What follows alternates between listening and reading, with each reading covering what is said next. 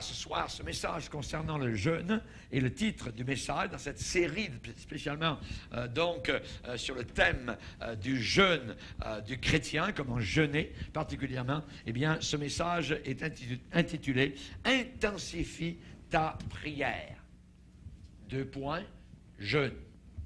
Amen. Intensifie ta prière. Si tu veux que ta prière soit plus forte, soit intensifiée, donc lui donner, comme je dis parfois, une 5e vitesse, alors jeûne. Et nous allons, si vous voulez bien, lire dans Esther, au chapitre 4, Esther, le livre d'Esther, au chapitre 4, et spécialement donc les versets 15 à 17. Esther envoya dire à Mardoché, va, rassemble tous les Juifs qui se trouvent à Suse, la capitale, et jeûnez pour moi, sans manger ni boire, pendant 3 jours, ni la nuit, ni le jour. Moi aussi, je jeûnerai de même avec mes servantes. Puis, j'entrerai chez le roi, malgré la loi, donc la loi qui lui interdisait, et si je dois périr, je périrai. Mardoché s'en alla et fit tout ce qu'Esther lui avait ordonné. Nous voyons dans la parole de Dieu, donc, plusieurs personnes ont jeûné. Nous avons vu comment le roi Josaphat, lors d'une invasion étrangère dans son pays, a jeûné et a fait jeûner le peuple. Nous avons vu comment, donc ici, dans le cas particulier d'Esther, eh bien, elle va jeûner et elle demande aussi, donc, d'autres puissent jeûner. On a vu comment la ville entière de païens à Ninive avait jeûné et cela avait écarté, donc, le jugement de Dieu. Nous avons vu comment Esdras aussi, pour voyager depuis la Babylonie, pour le retour des Juifs à Jérusalem, et pour ne pas avoir honte et demander une escorte au roi donc de Babylone, eh bien ils ont jeûné pour demander la protection de Dieu donc sur leur voyage au travers du désert. Donc beaucoup de personnes ont jeûné. Et il y a un enseignement donc dans les Écritures sur ce sujet-là. Évidemment que ça veut dire, eh bien, c'est de s'abstenir délibérément de nourriture pour des buts spirituels, dans une intention donc spirituelle. Et parfois, il peut y avoir donc abstinence d'eau, comme le cas donc d'Esther, dans le jeûne d'Esther particulièrement, il y a eu abstention d'eau, donc qui est inclus dans le contexte. Et ça, évidemment, n'allez pas plus loin que 3 jours sans boire. Vous pouvez le faire sans boire. Donc, Paul l'a fait aussi à Damas, on se rappelle, dans Actes chapitre 9. Mais, normalement, un jeûne peut se faire, je dirais, avec de l'eau, avec du liquide. Voyez, mais sans nourriture. Dans le sermon sur la montagne, dans Matthieu chapitre 6, donc spécialement du verset 1 à 18, eh bien, Jésus-Christ va donner à ses disciples des instructions sur 3 devoirs. 3 devoirs particuliers, donc 3 responsabilités du chrétien. Le premier, c'est faire l'aumône, c'est-à-dire donner quand tu donnes, voyez. Le deuxième, c'est de prier quand tu pries.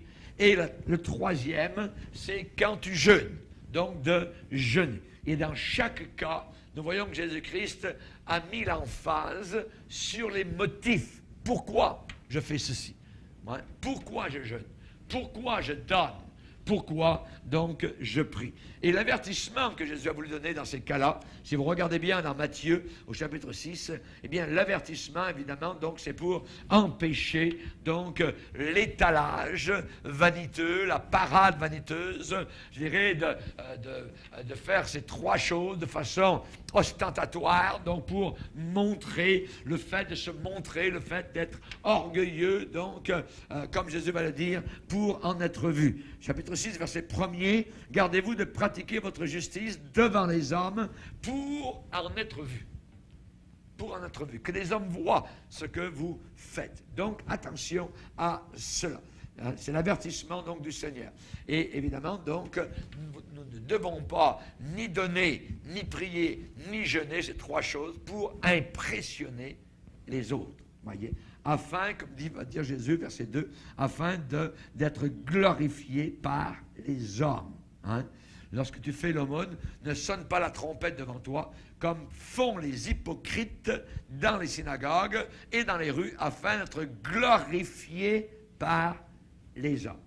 Donc, dans chaque cas, on voit que Jésus assume, évidemment, que tous ses disciples vont accomplir ces 3 devoirs.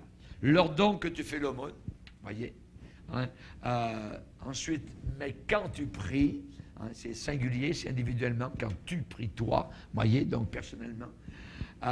Ensuite, on voit qu'il va dire, en priant, verset 7, ne multipliez pas, là c'est au pluriel, donc c'est ensemble, voyez, quand nous sommes ensemble pour prier collectivement. Ensuite, il va dire, donc le 3e élément de jeûner, verset 16, lorsque vous jeûnez. Donc, on peut jeûner collectivement, vous, voyez, ensemble, vous jeûnez collectivement, voyez. Et ensuite, le verset 17, il va parler du jeûne individuel. Mais quand tu jeûnes, toi, personnellement, voyez, donc, on peut le faire collectivement et on peut le faire individuellement. Donc, en aucun cas, Jésus n'a mis le mot « si tu jeûnes ». Il n'a pas dit « si tu jeûnes ». Si tu arrives un jour, pas hier, en 1000 ans, hein, de jeûner. Non, il a dit au contraire, il n'a pas dit si, il a dit quand. Ça veut dire c'est de façon régulière, façon normale. Donc Christ s'attend à ce que tous ses disciples pratiquent ces 3 devoirs. Il s'attend à ce qu'ils prient, à ce qu'ils jeûnent, hein, et à ce qu'ils donnent de façon donc régulière nos dîmes et nos offrandes. Et à l'époque, évidemment, de Jésus, le jeûne faisait partie des devoirs religieux, même parmi les Juifs. Dans l'Ancien Testament, donc, les Juifs avaient l'habitude de jeûner. Ils l'avaient pratiqué depuis le temps donc de Moïse et en continuant. Et on sait que les pharisiens jeûnaient régulièrement. Les disciples de Jean-Baptiste aussi jeûnaient régulièrement. Un jour, Jésus a vu un homme arriver vers lui et ce pharisien lui a dit « Je jeûne 2 fois la semaine ». Il n'y a pas de mal à jeûner 2 fois par semaine, mais pour lui, c'était évidemment comme un point particulier. Donc, si je fais ceci, alors, évidemment, donc, j'ai une position plus particulière avec le Seigneur. Évidemment, ce n'était pas avec humilité qu'il avait dit cela. On sait que le peuple a été surpris de ne pas voir les disciples de Jésus donc faire la même chose, c'est-à-dire de jeûner. Et le peuple a posé la question, a demandé pourquoi les disciples de Jésus ne jeûnaient pas. Réponse, on va la lire dans Marc chapitre 2. Marc chapitre 2, les disciples, verset 18, les disciples de Jean et les pharisiens jeûnaient. Donc, les disciples de Jean-Baptiste et les pharisiens jeûnaient. Ils vinrent dire à Jésus, pourquoi les disciples de Jean et ceux des pharisiens jeûnent-ils, tandis que tes disciples ne jeûnent point? Jésus leur répondit, et regardez bien la réponse. Il y a différents éléments dans cette réponse, on va les voir les uns après les autres. Les amis de l'époux peuvent-ils jeûner pendant que l'époux est avec eux? Aussi longtemps qu'ils ont avec eux l'époux, ils ne peuvent jeûner. Les jours viendront où l'époux leur sera enlevé, et alors ils jeûneront en ce jour-là. C'est une petite parabole, voyez, mais qui est très facilement compréhensible, donc si on s'y arrête légèrement. Voyez. La réponse de Jésus est une parabole très simple. Dans le Nouveau Testament, l'époux, c'est Jésus. Hein? Les amis de l'époux, ce sont les disciples de Jésus. C'est simple, voyez. Donc, et évidemment, c'est à eux que la question avait été adressée. Les amis de l'époux, à ce moment-là, ne jeûnaient pas. Pour quand ça? Ils ne jeûnaient pas pendant que l'époux était avec eux. Voyez? C'est quoi cette période? Pendant que l'époux est avec eux. Pendant que l'époux est avec eux, c'était la période du ministère de Jésus sur terre. Alors que Jésus était physiquement, donc présent avec eux, avec ses disciples. Ils ne jeûnaient pas pendant que l'époux était avec eux. Mais Jésus a dit, les jours, voyez, viendront où l'époux leur sera enlevé. Donc les amis de l'époux vont vivre quelque chose de particulier l'époux ne sera plus avec eux. Les amis de l'époux ne verront plus l'époux. Alors, c'est quoi? Qu'est-ce que ça veut dire? Eh bien, ces jours-là, c'est la période qui a commencé quand Jésus est retourné au ciel. Et cette période va finir, voyez, quand il va revenir pour son Église. Ça veut dire que pendant cette période, Jésus a dit, eh bien, alors ils jeûneront en ce jour-là. Et nous jeûnons depuis 2000 ans. Voyez. Donc, c'est très simple. Donc, entre-temps, l'Église, comme épouse, attend le retour de l'époux. Et c'est la période dans laquelle nous vivons, donc, aujourd'hui. Et ça concerne ce que Jésus a dit très clairement. Donc, alors, ils jeûneront en ce jour-là. Ce jour-là, c'est 2000 ans, jusqu'à présent, au moins. Nous sommes entrés dans le 21e siècle, vous voyez, depuis quelques années déjà. Donc, alors, ils jeûneront en ce jour-là. Et dans les jours pendant lesquels nous vivons, donc, ça veut dire que le jeûne est une marque du vrai disciple chrétien. C'est une marque normale du vrai disciple chrétien. Ça a été ordonné par Jésus-Christ. Ça a été ordonné par Jésus-Christ. Et non seulement Jésus l'a enseigné, mais lui-même, sur terre, l'a pratiqué. Il l'a pratiqué en donnant l'exemple. On va lire dans Luc chapitre 4. Luc chapitre 4. Luc chapitre 4, il est dit verset 1er, Jésus rempli du Saint-Esprit, revint du Jourdain, et il fut conduit par l'Esprit dans le désert, où il fut tenté par le diable pendant 40 jours. Il ne mangea rien durant ces jours-là. Ouais, il ne mangea rien durant ces jours-là. Ça ne dit pas qu'il n'a pas bu, ouais, mais il n'a rien mangé. Certainement que Jésus a dû boire pendant ces jours-là, pendant les 40 jours de jeûne. Ouais, sinon, il serait mort. Voyez, au bout de quelques jours, au bout de 3, après 3 jours, la période devient vraiment en décadence. Le corps donc a besoin d'eau pour vivre. Voyez. Donc, immédiatement après son baptême dans le Jourdain par Jean-Baptiste, donc Jésus a été conduit par le Saint-Esprit à jeûner 40 jours dans le désert. C'est-à-dire qu'il ne mangea rien durant ces jours-là. Donc, ça ne dit pas qu'il n'a pas bu, voyez. Il est dit ensuite, après que ces jours-là furent écoulés, il eut faim. Ça ne dit pas qu'il a eu soif. Amen. Ça ne dit pas qu'il a eu soif, mais il eut faim. Donc, probablement que Jésus s'est abstenu de nourriture, mais ne s'est pas abstenu de boire de l'eau. Et pendant ces 40 jours, donc, il y a eu un conflit spirituel directement avec Satan. Il y a une chose que le diable ne veut pas, c'est que nous prions et surtout pas jeûner. Parce qu'il y a une sorte de démon qui ne sort que par le jeûne et la prière. Voyez? Donc, d'où le titre de ce message, intensifie ta prière, : jeûne. Jeûne. Voyez? Donc, il y a une différence significative dans la parole de Dieu, dans les expressions de Luc pour décrire Jésus avant son jeûne et après son jeûne. Verset 1er, il est dit, Jésus, rempli du Saint-Esprit, revint du Jourdain. Notez bien les mots, c'est très important. Le Saint-Esprit ne dit pas des mots pour rien. Jésus, rempli du Saint-Esprit, revint du Jourdain.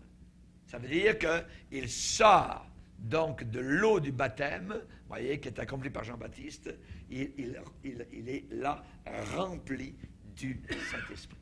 Il va jeûner 40 jours, et nous allons lire à la fin de son jeûne, verset 14, Jésus, ça ne dit pas il est rempli du Saint-Esprit, revêtu de la puissance du Saint-Esprit. Voyez, retourna en Galilée.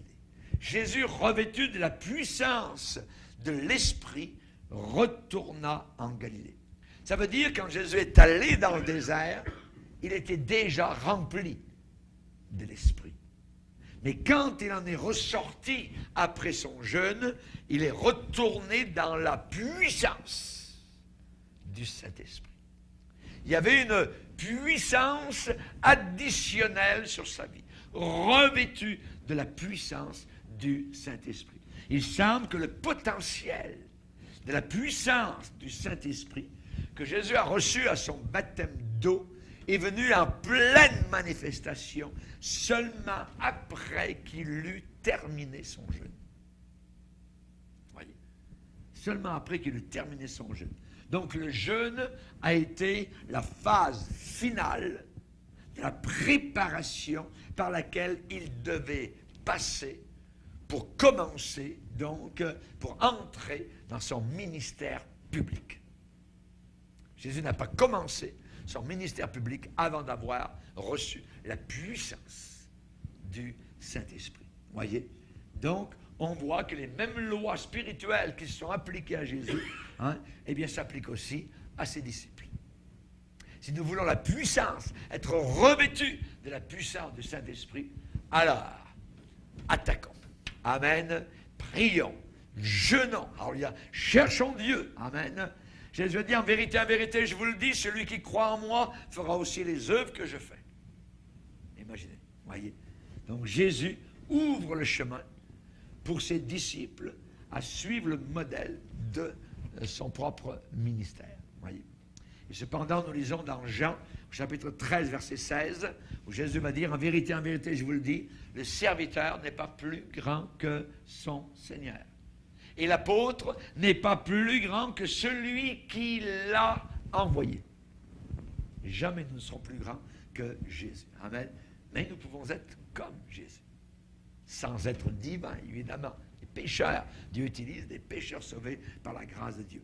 Mais en étant revêtus de la puissance du Saint-Esprit, des choses merveilleuses peuvent se réaliser et s'accomplir. Amen. Et c'est la raison pour laquelle je crois dans l'Église. L'Église vivante dans la fin des temps, pas une Église qui se meurt, pas une Église qui est en train de vivoter, mais une Église puissante, remplie, sanctifiée, qui n'a pas de rides, amen, et qui est remplie de la gloire du Seigneur. C'est elle que Christ vient enlever. Des vainqueurs à celui qui vaincra. Amen. Amen. Gloire au Seigneur. Que Dieu soit béni. Donc, ceci s'applique évidemment à la préparation d'étapes qui peuvent nous arriver dans nos propres vies. Nous avons besoin donc de jeûner, de prier, si c'était nécessaire, pour l'étape de Jésus, pour entrer dans cette nouvelle phase de sa vie. Alors nous aussi, eh bien, cela, évidemment, je pense, le jeûne peut jouer une part importante dans la préparation du disciple pour ce que Dieu a préparé pour lui. Rappelons-nous que l'Église primitive priait et jeûnait. Nos frères et sœurs, donc du 1er siècle, donc jeûnaient. Ils pratiquaient le jeûne. On se rappelle que Paul était un vrai disciple de Jésus-Christ et le jeûne était une partie, je dirais, importante, vitale de son ministère. Nous voyons que tout de suite, après sa rencontre avec Jésus sur le chemin de Damas, Paul tout de suite a passé 3 jours et 3 nuits dans le jeûne et la prière, sans manger ni boire, comme Esther.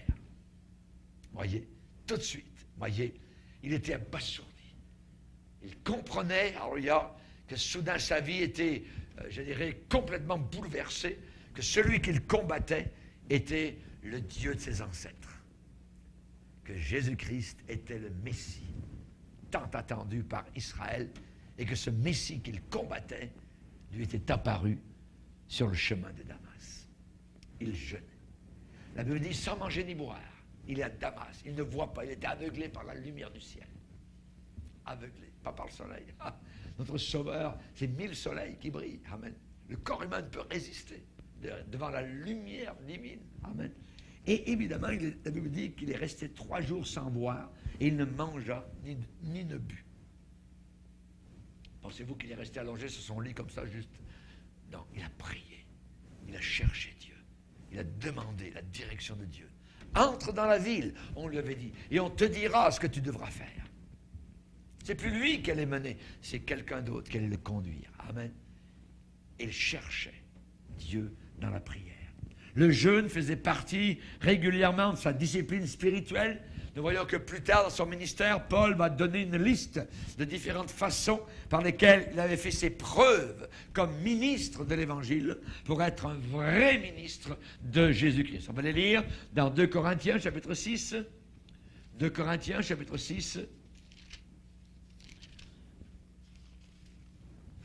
Et au verset 3, chapitre 6, verset 3, il va dire, nous ne donnons aucun scandale en quoi que ce soit, afin que le ministère ne soit pas un objet de blâme, de moquerie, de ridicule. Mais nous nous rendons à tous égards recommandables comme serviteurs de Dieu. Et il va dire une liste de choses qui le rend recommandable. Par beaucoup de patience, dans les tribulations, dans les calamités, dans les détresses, sous les coups, dans les prisons, dans les séditions, dans les travaux, dans les veilles, dans les jeûnes. Nous y sommes, dans les jeûnes.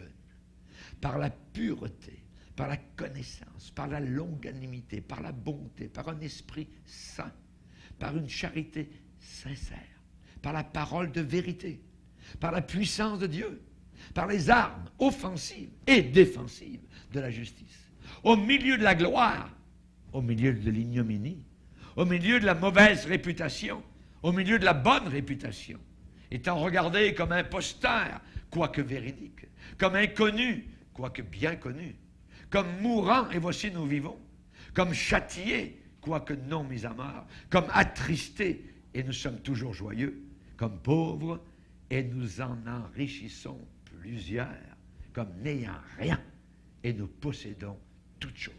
Imaginez, voyez, mais au travers de tout cela, Paul va parler des jeûnes, il va parler des veilles.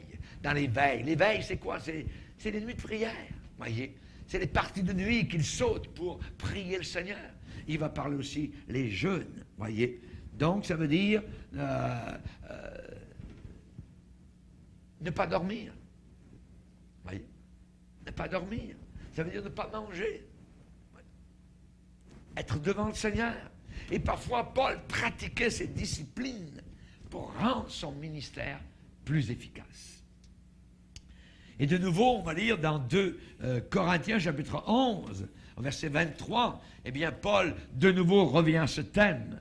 2 Corinthiens 11, verset 23, il va dire, « Je parle en homme qui extravague, je le suis plus encore par les travaux, bien plus par les coups, bien plus par les emprisonnements, bien plus souvent en danger de mort. 5 fois, j'ai reçu des Juifs 40 coups moins 1. 3 fois, j'ai été battu de verge. 1 fois, j'ai été lapidé. 3 fois, j'ai fait naufrage. J'ai passé 1 jour et 1 nuit dans l'abîme, au milieu de la mer, de l'océan, fréquemment en voyage. J'ai été en péril sur les fleuves, en péril de la part des brigands, en péril de la part de ceux de ma nation, en péril de la part des païens, en péril dans les villes, en péril dans les déserts, en péril sur la mer, en péril parmi les faux frères. J'ai été dans le travail, dans la peine, exposé à de nombreuses veilles, à la faim et à la soif. Et ça, c'est pas les jeûnes, voyez. Là, c'est parce qu'il manquait de nourriture et qu'il manquait de breuvage. Mais après, il va dire à des jeûnes multipliés. Et il reparle ici des jeûnes multipliés. C'est que là, il veut, donc il a peut-être de la nourriture, mais il veut donc jeûner. Donc, on voit que Paul parle de ceux qui se placent, évidemment, comme rivaux, je dirais, dans le ministère. Sont-ils ministres de Christ? Je le suis plus encore. Et il va parler donc de ce qui le fait vraiment un authentique ministre donc de l'Évangile. Il va donner cette longue liste donc de différentes façons par lesquelles il a prouvé qu'il était un véritable donc pasteur, un véritable enseignant, un véritable docteur, un véritable évangéliste, un véritable missionnaire. Donc, j'ai été dans le travail, il va dire dans la peine, dans la fatigue, exposé à de nombreuses veilles. Ça veut dire qu'il prie, il passe des nuits en prière, à exposer à la faim, à la soif et à des jeûnes multipliés. Donc, on voit encore que Paul relie étroitement ici les veilles et les jeûnes. Voyez? Donc, des jeûnes multipliés, c'est au pluriel. Il n'a pas jeûné une fois par 10 ans. Voyez, multiplié, ça veut dire qu'il y en a beaucoup. Voyez, beaucoup, beaucoup. Donc, Paul passait donc par de fréquentes périodes de jeûne. La faim et la soif, quand il en parle ici, eh bien, ce sont des occasions où il n'y avait ni nourriture, ni breuvage disponible. Mais le jeûne, voyez, c'est différent. les jeûnes sont des occasions où il y a de la nourriture qui est disponible, mais Paul s'en abstenait délibérément pour des raisons spirituelles, des raisons donc spirituelles de prière. On sait aussi que les chrétiens du Nouveau Testament jeûnaient individuellement et collectivement, donc individuellement pour leur discipline personnelle, donc, mais aussi collectivement, évidemment, pour leur ministère public, spécialement envers le Seigneur. Et on a ça dans Acte 13, particulièrement, où il est dit « Pendant qu'ils servaient le Seigneur dans leur ministère et qu'ils jeûnaient ». Donc, on voit collectivement ces hommes s'étaient rassemblés pour jeûner. Et il est dit « Alors, après avoir jeûné et prié », et ça continue. Donc, dans cette assemblée locale, l'assemblée d'Antioche, il y avait spécialement 5 ministres, 5 leaders. Donc, il y avait des prophètes, il y avait des docteurs qui priaient et qui jeûnaient ensemble. Il dit, pendant qu'ils servaient le Seigneur dans leur ministère. Et comment servaient-ils? En jeûnant, en priant, en cherchant la face de Dieu. Je dirais que la majorité aujourd'hui des leaders chrétiens, les assemblées, connaissent très très peu cet aspect donc du ministère. Mais cependant, je dirais que dans l'ordre des choses, dans l'ordre même de Dieu, eh bien, le ministère, le service envers le Seigneur vient avant le service envers les hommes. Premièrement, donc, un service envers Dieu, voyez, et ensuite, on pourra servir les hommes. Mais ce qui vient en premier, c'est de servir Dieu, d'être en communion avec le ciel, d'avoir la pensée donc du Seigneur. Et c'est à partir du ministère envers le Seigneur, pendant qu'il servait le Seigneur, vous voyez, en jeûnant.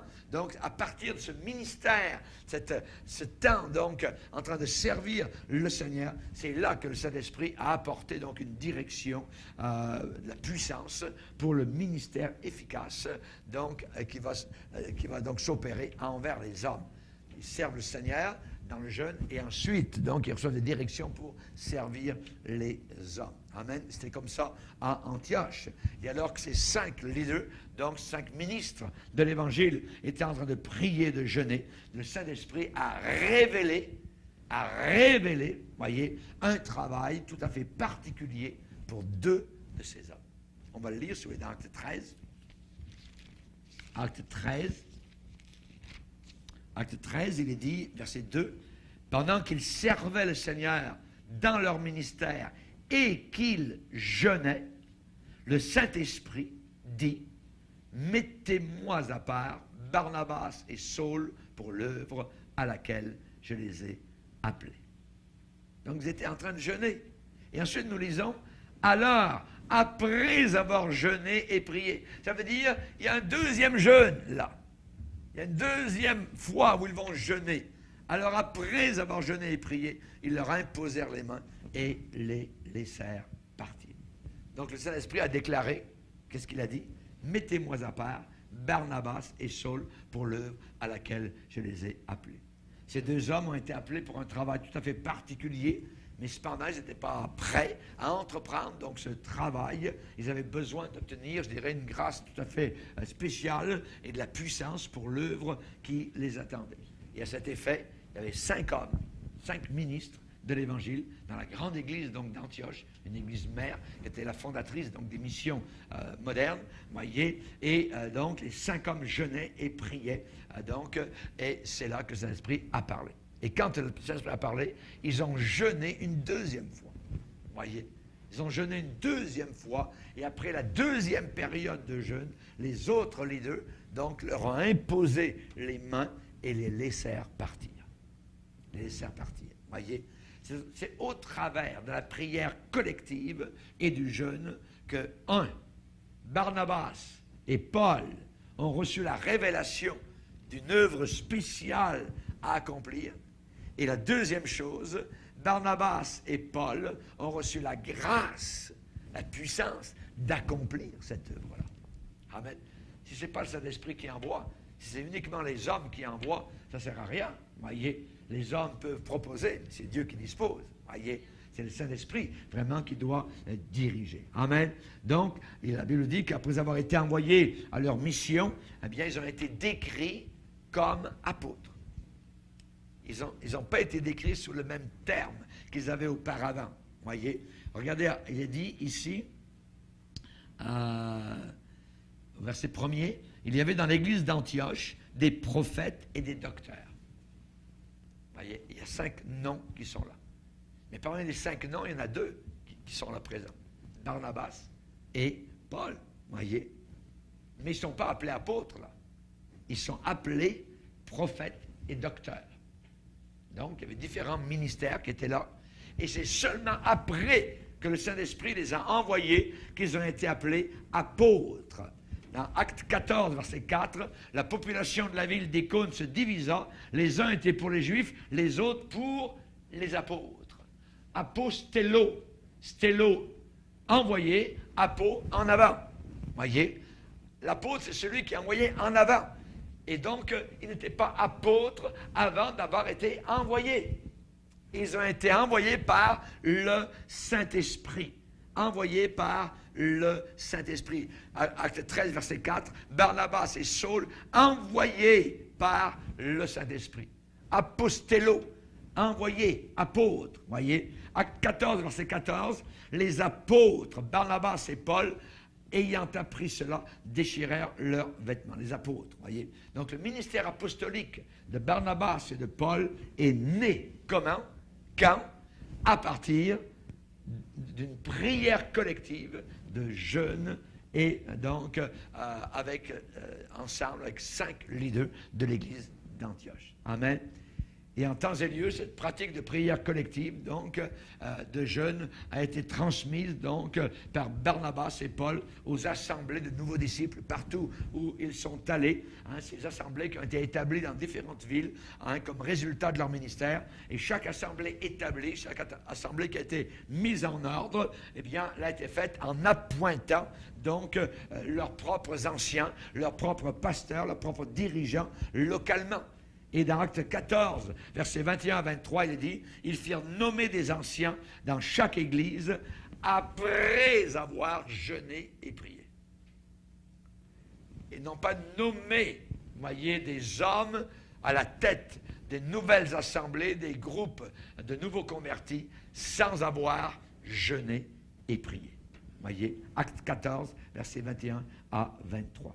Ils firent nommer des anciens dans chaque église après avoir prié et jeûné. Et ils les recommandèrent au Seigneur en qui ils avaient cru.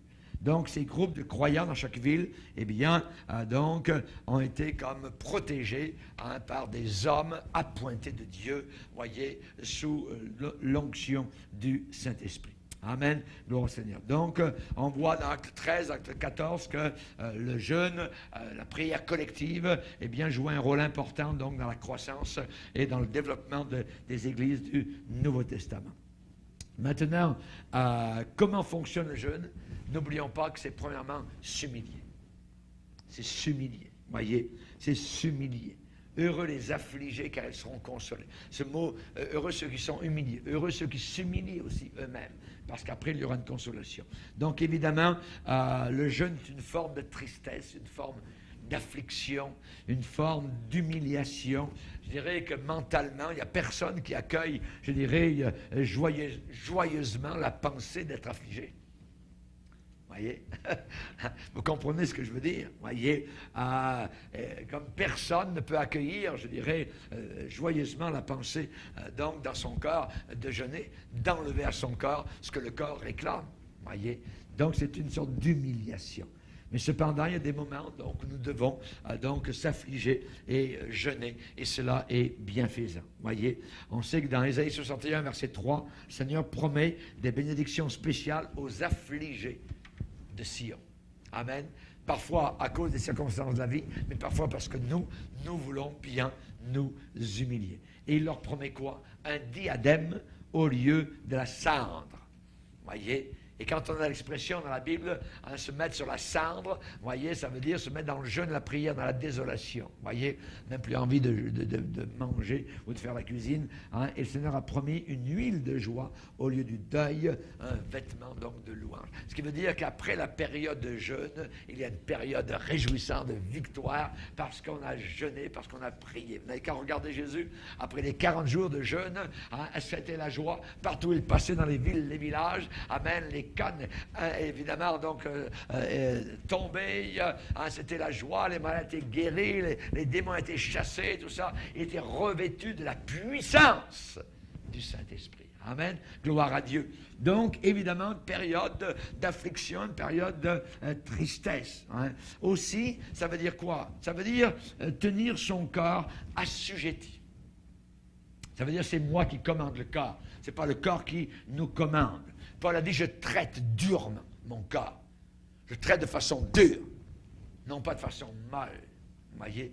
Mon petit corps, t'as envie de dormir? Ben, dors encore un peu. Mon petit corps, t'as envie de ça? Ben, oui, mon petit corps, t'as envie de ça? Oui. Non. Paul dit, je traite durement, de façon tough, mon corps. Voyez? Et je le tiens assujetti. Assujetti. De peur que, après avoir prêché aux autres, je ne sois moi-même disqualifié. Pourquoi? Parce que mon corps va être lousse. Mon corps va me faire n'importe quoi. Mon corps, c'est lui qui va guider. Voyez? Non. Ce n'est pas comme cela que les choses doivent aller. Ça veut dire quoi? Je le tiens assujetti. Assujetti, ça veut dire dominer son corps, dompter. Comme on dompte un cheval sauvage. Voyez? Subjuguer, soumettre, conquérir, contraindre, obliger, astreindre. Voyez? Ce sont des mots forts. Je traite durement mon corps. Voyez? J'ai regardé dans différentes versions. QN, la version QN dit « J'entraîne mon corps par l'endurcissement et la discipline, afin de le réduire à ma merci. Je le maîtrise, je le maintiens asservi. » Ah, c'est bien dit. Amen. La version de Jérusalem dit « Je traîne mon corps en esclavage. » Alléluia. Je traîne mon corps en esclavage. Le livre, c'est une autre version, vous voyez. Tel un athlète, je discipline mon corps, je le traite durement, je l'entraîne pour qu'il soit en mesure de faire ce qu'il doit faire et non ce qu'il a envie de faire. Ah oui, je vais relire ça. Tel un athlète, comme un athlète, je discipline mon corps, je le traite durement, je l'entraîne. Je l'entraîne, entraînement, pour qu'il soit en mesure de faire ce qu'il doit faire et non ce qu'il a envie de faire. Merci Seigneur. Notre corps, avec ses organes, avec ses appétits physiques, est un serviteur merveilleux, mais un maître terrible.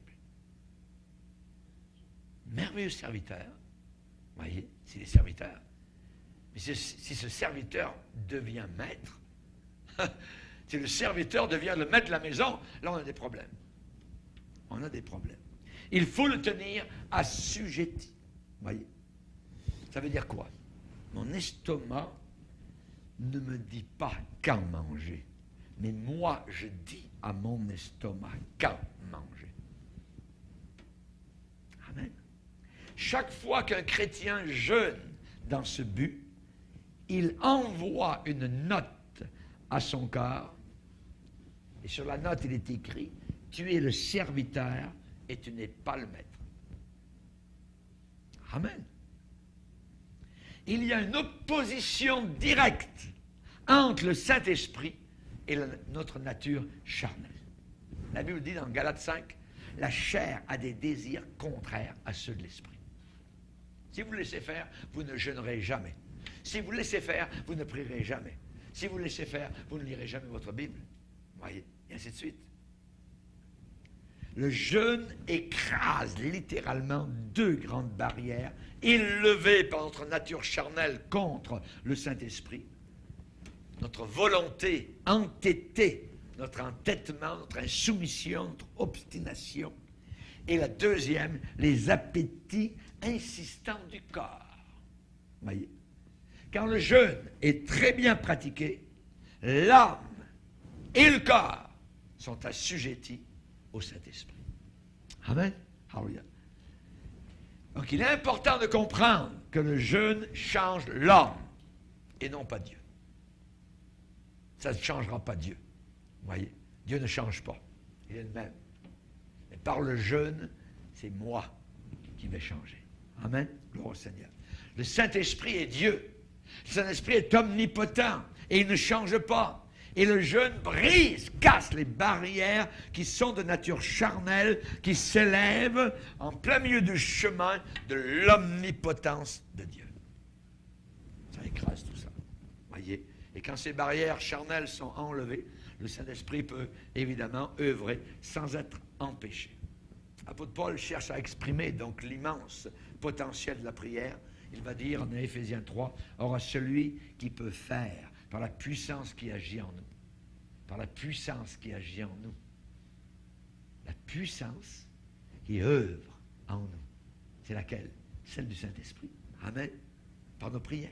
Et en enlevant les barrières charnelles, voyez, eh bien le jeûne ouvre un chemin vers l'omnipotence du Saint-Esprit pour accomplir infiniment au-delà de tout ce que nous demandons.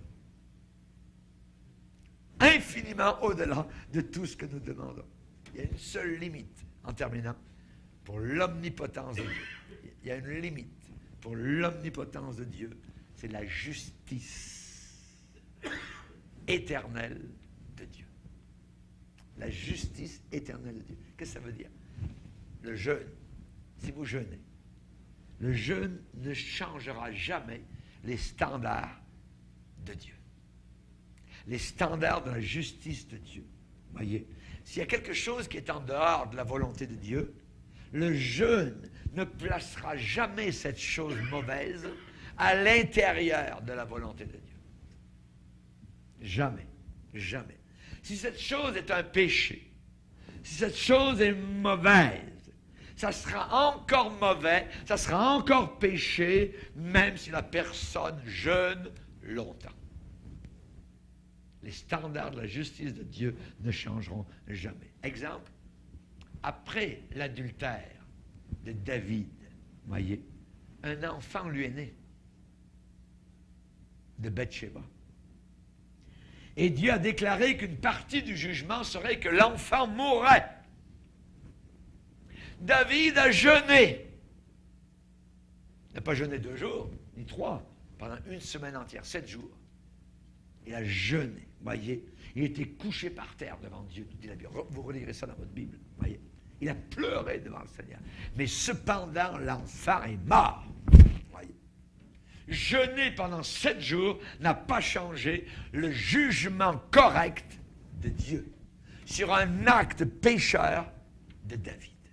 Si une chose est mauvaise, le jeûne ne la rendra pas correcte. Vous comprenez ce que je suis en train de vous enseigner? Amen. Rien n'y fera. Rien n'y fera.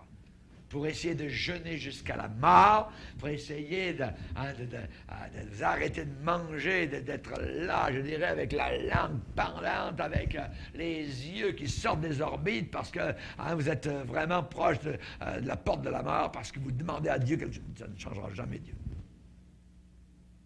Ça ne changera pas Dieu. Voyez, le jeûne n'est pas une gimmick, le jeûne n'est pas une solution à tout.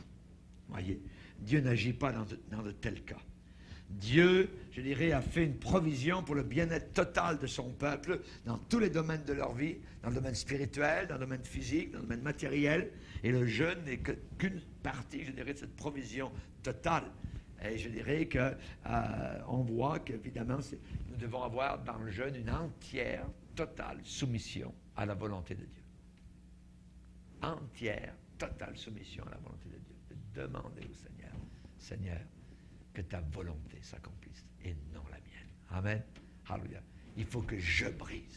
Il faut que je casse. Amen. Il faut que la vieille nature, évidemment, se soumette au Seigneur. Amen.